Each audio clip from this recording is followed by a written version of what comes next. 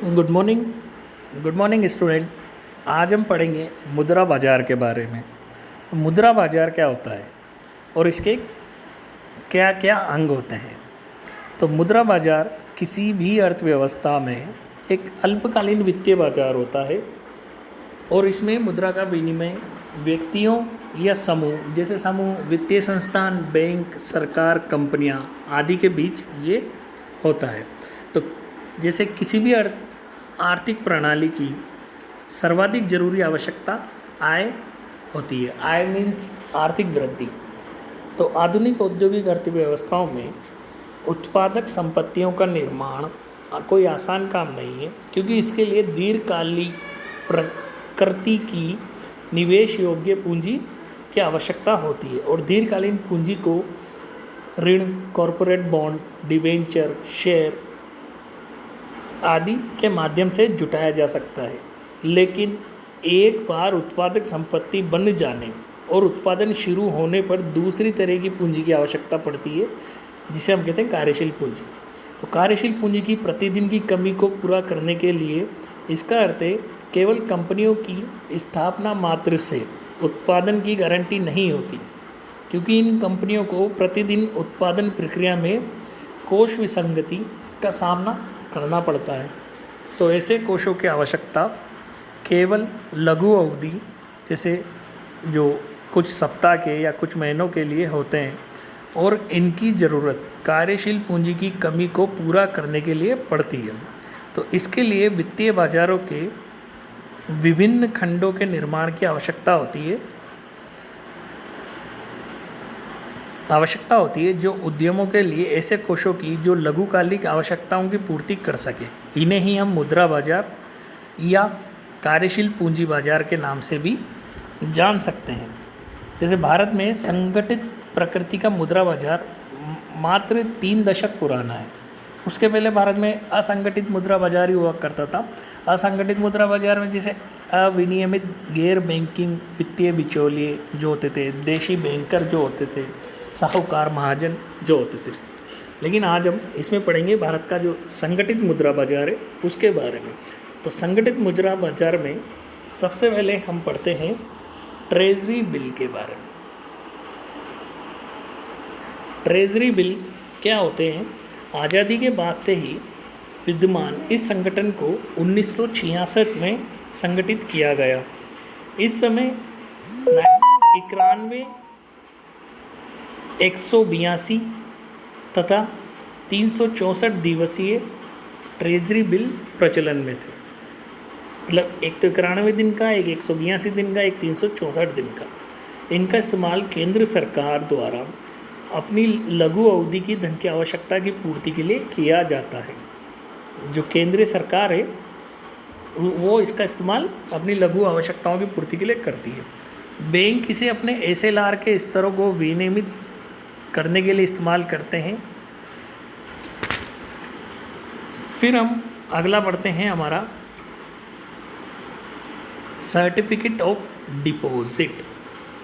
तो certificate of deposit जो है हमारा, ये सन 1989 में प्रचलन में आने वाले इस मुद्रा बाजार संगठक का उपयोग भारत के बैंकों द्वारा अपनी तत्कालीन धन की कमी की पूर्ति के लिए किया जाता है। बैंक इसे अपने ग्राहकों को अधिसूचित अवधि के लिए जारी करते हैं। ये नेगोशिएबल और बाजार में ट्रेडेबल भी है। सन 1993 में आरबीआई द्वारा अखिल भारतीय वित्तीय संस्थाओं को भी इसके इस्तेमाल की अनुमति दी गई और ये संस्थान द्वारा जारी किए गए सर्टिफिकेट ऑफ डिपॉजिट की परिपक्वता अवधि 1 साल से 3 वर्ष तक की होती है।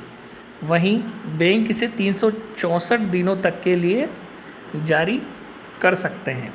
नेक्स्ट है हमारा कॉमर्शियल पेपर। कॉमर्शियल पेपर को अपन हिंदी में बोलते हैं वाणिज्यिक पत्र। तो वर्ष 1990 में संगठित मुद्रा बाजार के इस घटक का उपयोग भारतीय संगठित क्षेत्र द्वारा किया जाता है। उसी फर्म द्वारा इसके इस्तेमाल किया जाता है जो स्टॉक एक्सचेंज में सूचीबद्ध हो, लिस्टेड हो। जो स्टॉक एक्सचेंज होता है उसमें लिस्टेड हो, वही फर्म इसका उपयोग कर सकती है तथा जिसकी कार्यकारी पूंजी 5 करोड़ रुपए से कम नहीं हो, मिनिमम 5 करोड़ होनी चाहिए। इसे जारी करने वाली कंपनियों को आरबीआई द्वारा मान्यता प्राप्त किसी साख श्रेणी एजेंसी से साख प्रमाण पत्र भी लेना अनिवार्य होता है। नेक्स्ट अपन पढ़ेंगे इसमें म्यूचुअल फंड।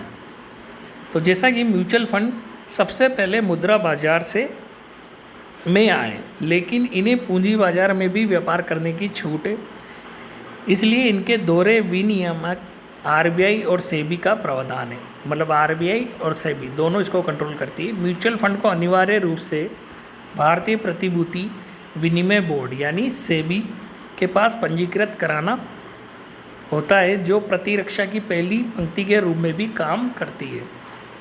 जो यह नहीं समझते कि म्यूचुअल फंड कैसे काम करता है परंतु निवेश करने के इच्छुक होते हैं, उनके लिए सेबी का यह प्रयास एक बड़ी राहत है।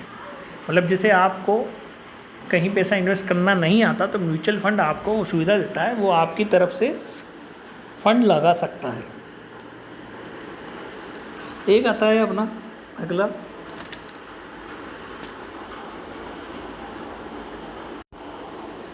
नेक्स्ट आता है अपना रेपो। रेपो के द्वारा भी, रेपो और रिवर्स रेपो रेट जो होती है उसके द्वारा भी मुद्रा बाजार से वित्त प्राप्त किया जा सकता है। रेपो और प्रतिवर्ती रेपो यानी रिवर्स रेपो भारतीय मुद्रा बाजार के सबसे गति संगठन है। भारतीय रिजर्व बैंक द्वारा 1992 में सन 1992 में रेपो को तथा वर्ष 1996 में 96 में रिवर्स रेपो को परिचालित किया गया। मुद्रा बाजार के इन संगठकों का उपयोग वे सभी निकाय कर सकते हैं जो मुद्रा बाजार के किसी भी अन्य संगठकों का इस्तेमाल कर सकते हैं। कोई इसमें व्यक्तिगत स्तर पर कार्य नहीं कर सकता। यह आज काफ़ी प्रचलित है क्योंकि इसके ब्याज दर अन्य संगठनों की अपेक्षाकृत कम होते हैं। रेपो के अंतर्गत बैंक और संस्थान आरबीआई से छोटी अवधि का उधार लेते हैं। कोई भी कंपनी या बैंक आरबीआई से अल्पकालीन लोन ले सकते हैं। इसी प्रकार रिवर्स रेपो के अंतर्गत बैंक एवं संस्थान आरबीआई को छोटी अवधि का ऋण देते हैं। आरबीआई को ऋण दे भी सकते हैं।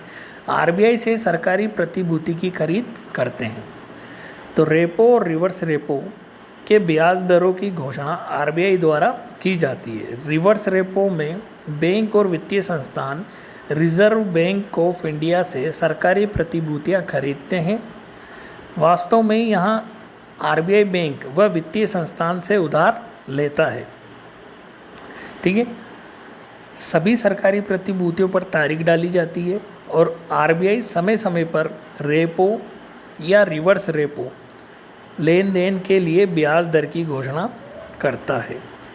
रेपो और रिवर्स रेपो के प्रावधान अर्थव्यवस्था में नकद की समानता को बनाए रखते हैं, जिससे बैंक अपनी ज़रूरत के मुताबिक राशि निकाल सकते हैं और अतिरिक्त निष्क्रिय धनराशि को जमा रख सकते हैं।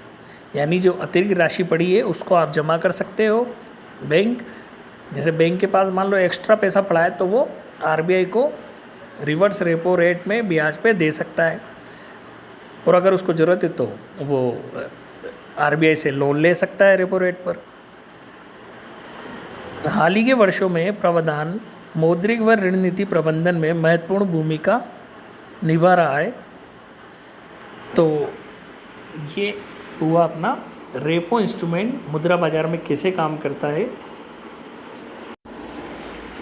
अब हम देखते हैं एक नया प्रबंधन बिल, मतलब नगद प्रबंधन बिल, कैश मैनेजमेंट बिल, जो अगस्त 2009 में सरकार द्वारा मुद्रा बाजार में एक नए संगठक नगद प्रबंधन बिल की घोषणा की गई।